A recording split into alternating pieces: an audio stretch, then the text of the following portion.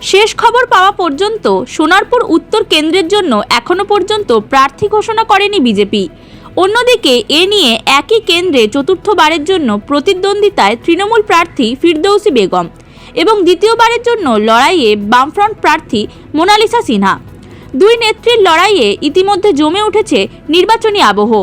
দুই পক্ষই বাড়ি বাড়ি গিয়ে প্রচার করছেন, সাধারণ মানুষের সঙ্গে কথা বলছেন, শুনছেন সমস্যার কথা। বাম প্রার্থী মোনালিসা সিনহার অভিযোগ, এলাকার উন্নয়ন হয়নি, তোলাবাজির ভয়ে আতঙ্কে সাধারণ মানুষ।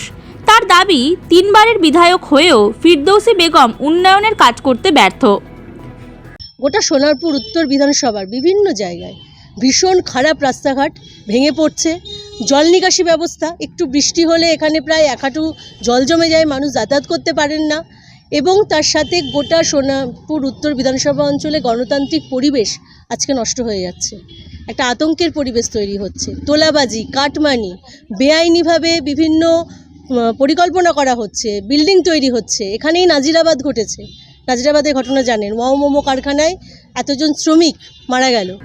অভিযোগকে উড়িয়ে দিয়ে তৃণমূল প্রার্থী পাল্টা কটাক্ষ করে বলেন, সারা বছর মানুষের পাশে দেখা যায় না বাম প্রার্থীকে, শুধুমাত্র ভোট এলেই এলাকায় সক্রিয় হন। উন্নয়ন হয়েছে কিনা আমরা আগে মানুষের কাছে যাব।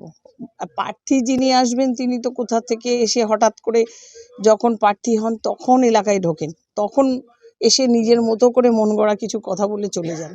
কিন্তু আসলে আমাদের 365 দিন আমরাই থাকি, আমরাই পরিষেবাটা দিই, আমরা দিয়ে এসছি, আগামী দিনে দেব। তো তিনি কি বলে হঠাৎ করে চলে যাচ্ছেন কি, সেটা মনে হয় মানুষ জানে। দুই মহিলা প্রার্থীর রাজনৈতিক লড়াইকে ঘিরে ভোট উত্তেজনার পারদ ক্রমেই চড়ছে সোনারপুর উত্তর বিধানসভা জুড়ে। দক্ষিণ 24 পরগনা সোনারপুর উত্তর থেকে শশাঙ্ক মণ্ডলের রিপোর্ট, হিন্দুস্তান নিউজ পয়েন্ট।